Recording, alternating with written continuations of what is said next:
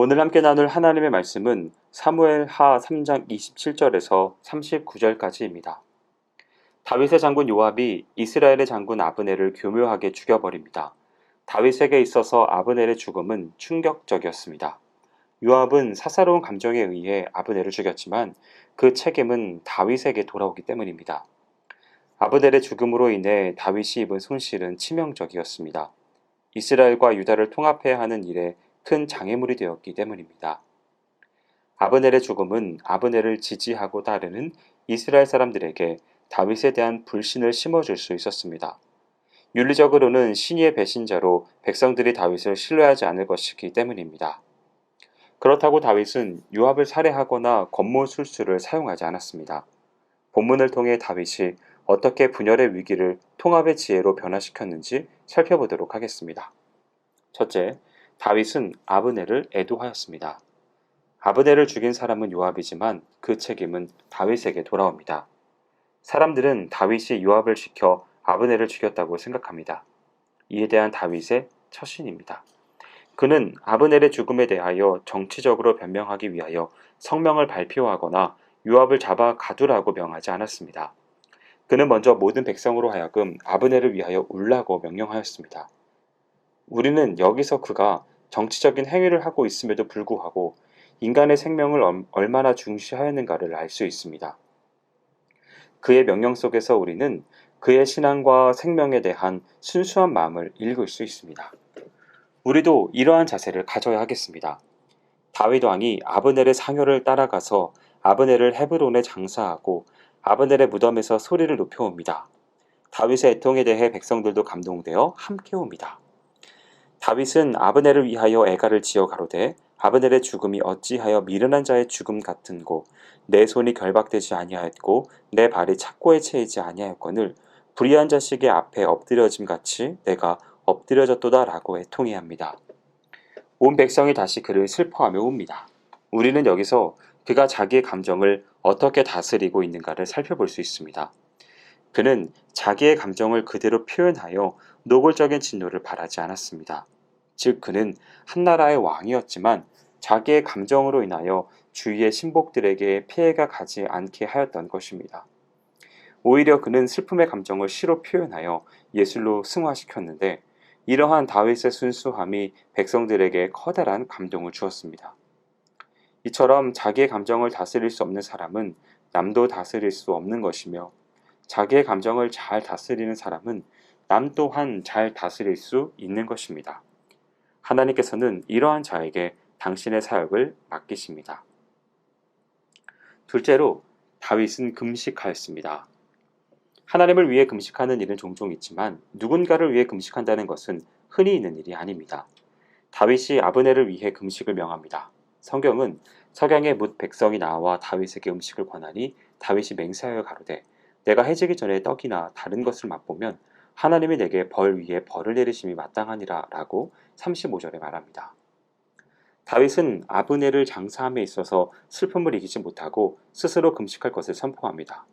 금식은 하나님께 대한 죄의 회개와 간절한 간구의 표시인데 다윗은 금식을 함으로써 하나님께 직접 살인죄를 짓지는 않았지만 한 나라의 대표자로서 회개하고 아브넬의 죽음을 애도하였던 것입니다.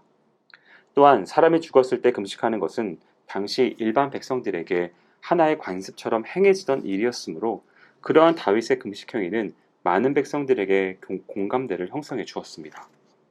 한마디로 말해서 다윗은 금식을 함으로써 하나님과 죽은 아브넬과 백성들에게 자신이 할 수 있는 최선의 노력을 다했던 것입니다. 다윗의 이 같은 처신은 그의 인품에서 나온 것이기도 하고 다윗의 지혜에서 나온 것이기도 합니다. 다윗은 후에 예수께서 말씀하신 것처럼 비둘기처럼 순결하고 뱀처럼 지혜롭게 처신했습니다. 그는 아간이나 아나니아와 삽비라처럼 자신의 육신적인 이익을 따라 행동하지도 않았으며 자신을 정치적인 구렁텅이로 몰고 가도록 미련하게 처신하지도 않았습니다. 우리가 59절에서도 보듯이 그는 자기가 할 수 없는 범위의 일은 하나님께 맡겼으며 매우 순결한 행동을 백성들에게 보여주었습니다. 그러므로 우리도 순결하고 지혜로운 자들이 되어야 하겠습니다. 성경은 너희 중에 누구든지 지혜가 부족하거든 모든 사람에게 후히 주시고 꾸짖지 아니하시는 하나님께 구하라. 그리하면 주시리라고 야고보서 1장 5절에 약속되어 있습니다. 마지막으로 백성들이 기뻐했습니다. 정치란 백성들에게 감동과 기쁨을 주는 것입니다. 하지만 사람들은 정치인들이 권모 술수에 능하다는 것을 잘 알기 때문에 여간해서 감동을 하지 않습니다. 다윗이 아브넬의 죽음을 애통하기 위해 장례식에 참여하고 금식하는 모습을 통해 비로소 백성들이 다윗의 진심을 수용합니다. 성경은 온 백성이 보고 기뻐하며 왕이 무슨 일을 하든지 무리가 다 기뻐하므로 이날에야 온 백성과 온 이스라엘이 넬의 아들 아브넬을 죽인 것이 왕의 한 바가 아닌 줄을 아니라고 합니다. 그리스도인들이 가는 곳엔 항상 이러한 역사가 일어나야 합니다. 본문에서도 보면 아브넬이 죽어서 장사 지내는 이날에 백성들은 다윗 왕의 눈물에서 진실을 보았습니다. 그들은 다윗의 눈물에서 왕으로 신뢰할 만한 근거를 찾았습니다. 백성들의 기쁨은 사실 많은 재물이나 명예 때문이 아니었습니다. 지도자의 진실, 그것이 바로 백성들의 최대의 기쁨이 됩니다. 지도자가 진실할 때 백성들은 안심하게 되고 평안하게 됩니다. 그래서 본문은 왕이 무슨 일을 하든지 무리가 다 기뻐함으로 라고 말하고 있습니다. 뿐만 아니라 이것으로 비로소 백성들의 다윗에 대한 오해가 풀렸습니다. 진실한 행동은 반드시 결실을 거두게 되는 법입니다. 이외에 다윗은 마무리까지 분명하게 말합니다. 왕이 그 신복에게 이르되 오늘 이스라엘의 방백이요 또는 대인이 죽은 것을 알지 못하느냐?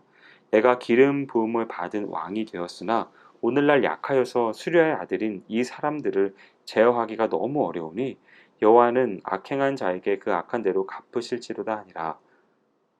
사적인 감정을 가지고 아브넬을 죽인 요압을 하나님의 손에 맡긴 것입니다. 사랑하는 성도 여러분, 아브넬의 죽음으로 자칫 다윗에게 위기가 올 뻔하였습니다. 다윗이 아브넬을 위해 애도하고 금식까지 하는 과정을 통해 백성들은 오히려 다윗을 기뻐합니다. 전화위복이죠. 우리의 삶 가운데서도 내가 원하지 않았던 위기가 있습니다. 그러나 그 위기는 하나님께서 주시는 복의 기회일 수 있습니다. 위기를 기회로 바꾸는 능력은 하나님으로부터 옵니다. 다윗처럼 하나님의 지혜를 받아 범사에 지혜롭게 성실하게 행하심으로 행복한 인생이 되시기를 주님의 이름으로 축원드립니다. 기도하겠습니다. 사랑과 은혜가 많으신 하나님 아버지, 다윗의 모든 삶을 살펴볼 수 있도록 인도하여 주심에 감사를 드립니다. 어려운 환경 속에서도 불구하고 정치적으로 또한 권모술수를 쓰지 아니하며 오직 하나님께서 주시는 마음 가운데 반응하였던 다윗과 같이 저 또한 삶에 당면하고 있는 많은 어려움들에 대하여 하나님의 시선으로 바라보고 또한 행동할 수 있도록 인도하여 주시옵소서. 행하실 주님을 기대하오며 모든 말씀 예수님의 이름으로 기도합니다. 아멘.